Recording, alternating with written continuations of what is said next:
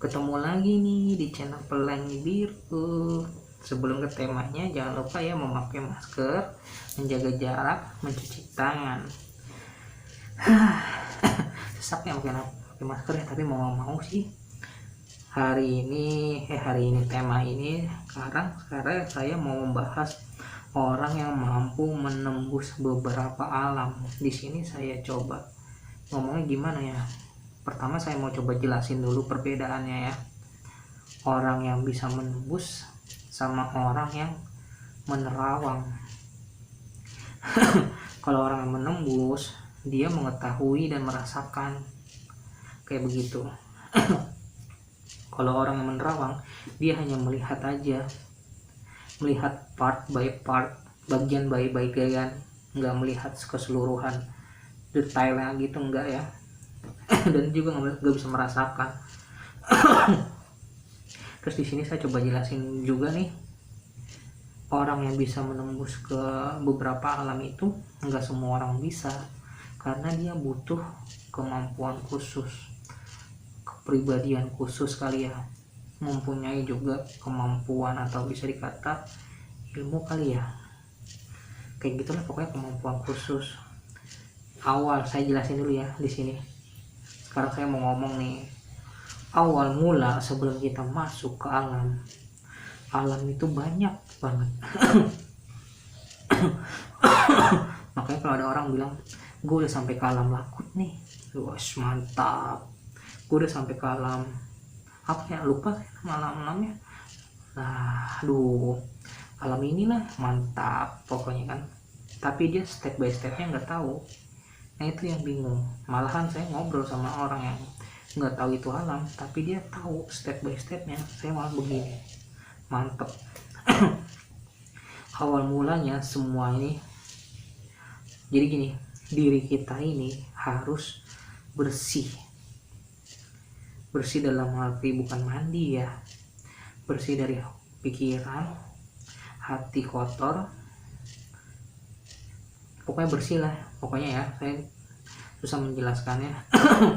Terus awal mula kita tidak bisa masuk ke alam itu, misalkan teman kita lagi bawa mobil atau kita di dalam kendaraan umum terus kita langsung masuk ke alam, nggak bisa,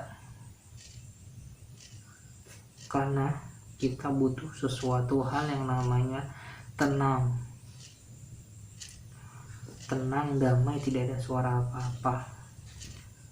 Kalau misalnya sedikit terganggu itu akan mengganggu semuanya gitu. Sebentar pegel kayak begitu, itu akan mengganggu semuanya. Itu akan mengganggu semuanya. Nah sekarang step by stepnya begini, kalian harus, di sini saya nggak ngajarin ya, kalian harus mencari tempat atau suasana yang dimana sepi dan sunyi. Terus kalian di sana itu, kalau saya pribadi ya, berdoa dengan baik, dengan ikhlas, dengan khusyuk kayak begitu, sampai nanti kesadaran kalian tuh benar-benar hilang. Terus habis itu nanti kalian tuh kayak bermimpi. Pernah mimpi kan? Nah kalian kayak bermimpi, pada keadaan tuh tubuhnya lagi duduk, lagi memejamkan mata begini, terus kalian merasa kayak bermimpi, masuk ke alam mimpi. Awal mula kalian akan masuk ke dimana semua pandangan kalian itu atau penglihatan kalian tuh hitam gelap semuanya. Sampai nanti di situ, kalau saya ya, kalau yang lain nggak tahu ya, ada 4 cabang, lurus ke kanan, ke kiri, ke bawah apa ke belakang ya, ke belakang. 4 cabang, kalian mau kemana kayak begitu. Itu masing-masing cabang tuh jalannya masing-masing ke alam yang berbeda, jadi nggak sama kayak begitu. Terus kalau misalkan kalian masuk ke alam depan, ke pintu depan, jalan depan itu nanti ada pintu masuk ke situ, coba barulah kalian di situ nanti berada di mana. Cuman setiap pintu itu kalian akan melewati sebuah fase atau alam. Sebelum alam selanjutnya kalian akan masuk di mana, masuk ke sebuah alam yang dinamakan alam apa ya, apa sih nama bahasanya, kalau bahasa saya alam awang-awang. Kenapa dinamakan alam awang-awang? Itu isinya bangsa jin semua. Ketika kalian masuk ke sana, mereka tuh merasakan keberadaan kalian. Hati-hati kalau kalian tidak punya pegangan atau ilmu sedikit pun, ketika dia getok kepala kalian itu berasa loh sampai ke tubuh kalian, hati-hati. Kayak begitu. Itu mereka tuh ke situ tuh bukan mau menculik kalian atau menyakiti kalian, tapi karena kedatangan kalian ke alam mereka, kalian nggak tahu itu di mana.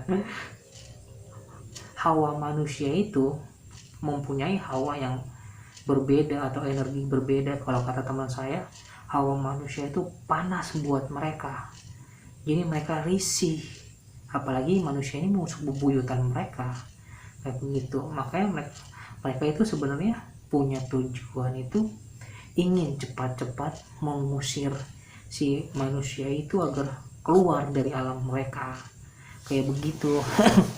Keluar dari alam mereka, pengen cepat-cepat ngusir. Sorry ini pegel gue. Kayak begitu, pengen cepat-cepat ngusir. Ketika kalian sebenarnya sih, kalau misalkan kalian takut atau panik, itu nanti kalian akan kembali lagi ke diri kalian tuh, jebret kayak gitu. Dan itu perjalanan itu nggak kerasa bro. Misalkan kalian duduk kayak gitu kan dari jam 6:30, tahu ntar pas kalian melek itu udah jam 7 aja, kayak gitu. Pokoknya cepet banget, tapi kalian rasakan di sini lama, padahal cuma sebentar tapi cepet kayak gitu. Fase itu biasanya gitu, balik dulu. Nah kalau misalkan kalian bisa mengatasi itu, nanti akan ada lagi jalan yang kalian mau tuju kemana.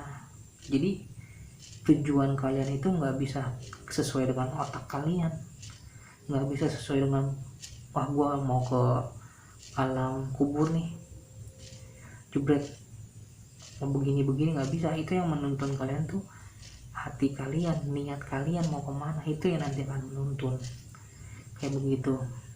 Kayak nanti pas kalian udah keluar dari alam situ, misalkan kalian mau ke alam kubur, ya nanti akan masuk ke alam kubur itu dengan suasana gelap lorongan, kayak kalian masuk ke gua-gua Jepang atau gua-gua Belanda kayak gitu, tapi bentuknya tanah semua. Ini kalau misalkan dunia bawah ya yang saya jelasin.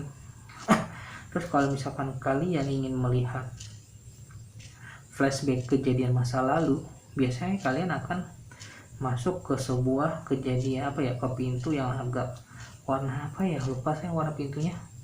Jadi itu kalian akan masuk ke pintu situ, terus nanti kalian akan masuk ke di mana hawanya itu berbeda. Itu flashback ke masa lalu tuh, biasanya begitu tuh, flashback ke masa lalu. Nanti kalian akan melihat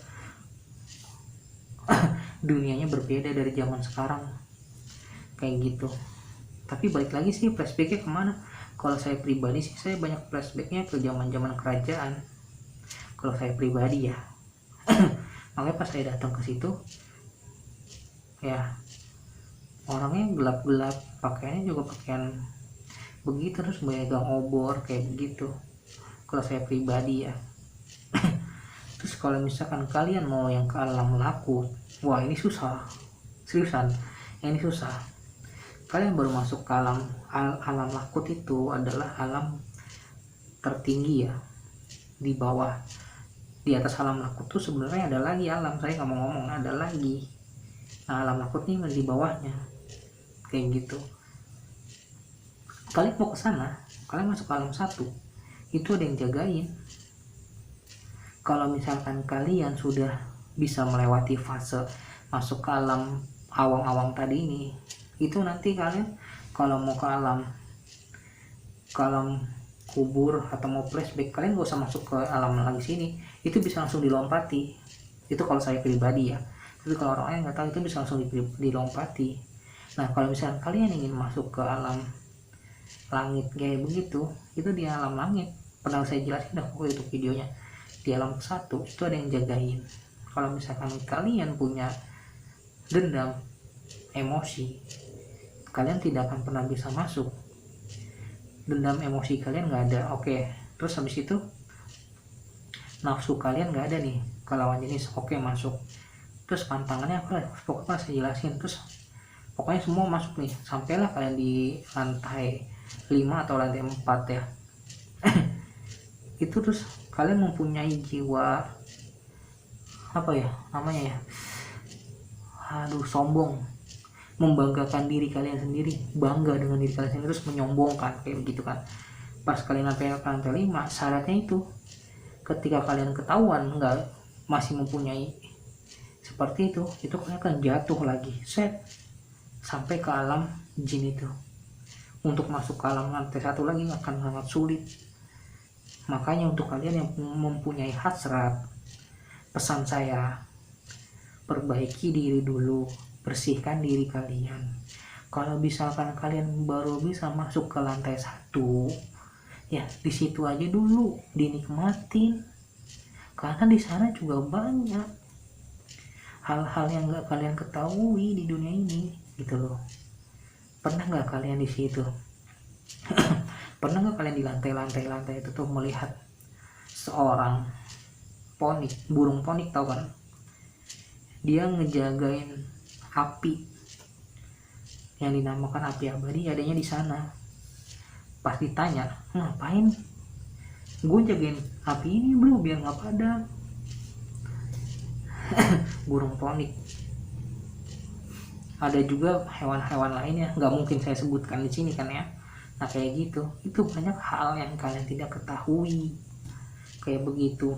Memang di alam lakut itu banyak banget rahasia di sana, tapi di atas alam lakut ini ada lagi, sampai dimana di sebuah kayak apa ya, kayak ngomongnya kayak taman begitu. Jadi dia ada bangku kayak ada semacam podium kayak buat orang ngomong. Di situ ada kitab itu tertulis banyak hal di situ. Misalkan ya, bukan isinya ya, misalkan kejadian dunia dari tahun 2021 sampai tahun 2022 ada di sana. Ini misalkan ya, saya bukan bilang isinya, ini misalkan kayak begitu. Bolehkah kalian membacanya? Boleh, silahkan, karena kalian sudah hilang semuanya. Ibaratnya kalau bahasa kakek saya, kalian sudah hilang penglihatan kalian, pendengaran kalian, hawa nafsu kalian. Kalian udah mati kayak gitu. Kalau kata kakek saya, kalau mau nyampe situ, matikan dulu dirimu. Itu hal yang paling susah. Apalagi kalau kita punya keluarga, kita rela untuk berbohong atau menjadi penjilat ke orang lain untuk mendapatkan uang dan menghidupi keluarga kita. Itu kalian mau ke sana nggak akan pernah bisa seperti itu. Jadi yang menghancurkan manusia itu sendiri. Angan-angannya banyak, tapi yang dilakukannya hancur. Ya dia nggak akan pernah bisa untuk memperbaikinya semua, itu nggak akan pernah bisa. Jadi manusia lahir dalam keadaan suci, bersih. Kalian harus kembali dengan suci dan bersih. kalian ingin sampai di sana, kalian harus suci dan bersih. Berbohong aja nggak bisa bro. Makanya saya suka bingung sama orang-orang yang aku sampai ke langit lakut, malakut, apalah itu. Dia taunya itu doang sih. Padahal nih ya, saya kasih tahu, di bawah langit lakut malakut itu ada di mana pada zamannya dewa dewi dulu tuh hidup ada, dan dia memberikan kehidupan di muka bumi ini, lalu dilarang turun lagi. Itu ada zamannya, ada masanya. Sama ketika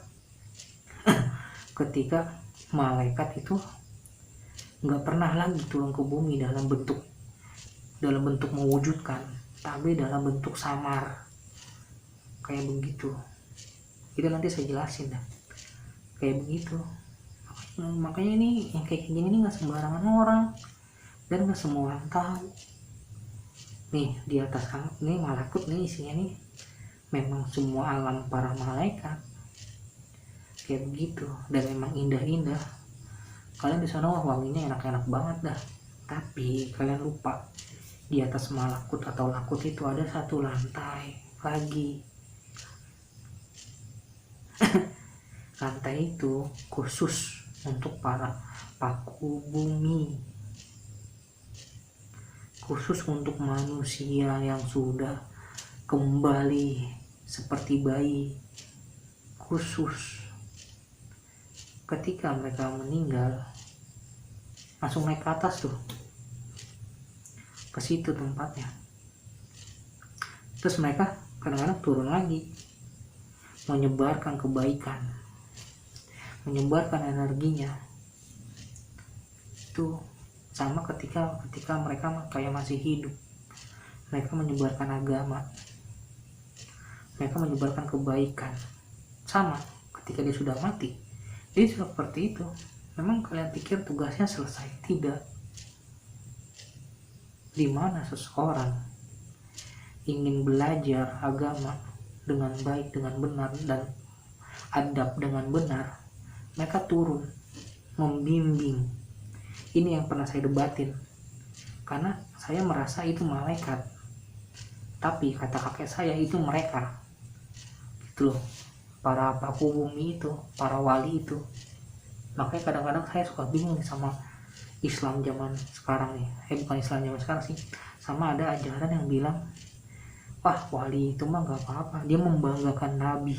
Bro, emang lu siapa gitu loh sampai nabi ngebantu lu? Atau misalkan gimana ya ngomongnya, kaji dulu dah gitu aja. Mereka yang menolong manusia-manusia yang sedang belajar agama itu, apalagi yang belajar tentang makrifat tingkatan yang sangat tinggi, mereka yang ngajarin. Gimana cara mereka ngajarin? Ngebisikin? Enggak, hanya Allah yang tahu. Kita gak pernah tahu cara Allah untuk menyampaikan, cuman yang mereka yang ngajarin. Pernah gak kalian berbuat salah nih, tiba-tiba taruhlah kalian waktu itu, pengalaman saya pribadi ya, saya waktu itu berbuat salah apa ya, saya berbohong tentang apa gitu biar mendapatkan uang. Kalau masalah saya uangnya lumayan gede sih, jutaan berapa itu, tahun 2012 jutaan pokoknya. Habis itu kalian lagi jalan, kalian mau melangkah terhenti, takut.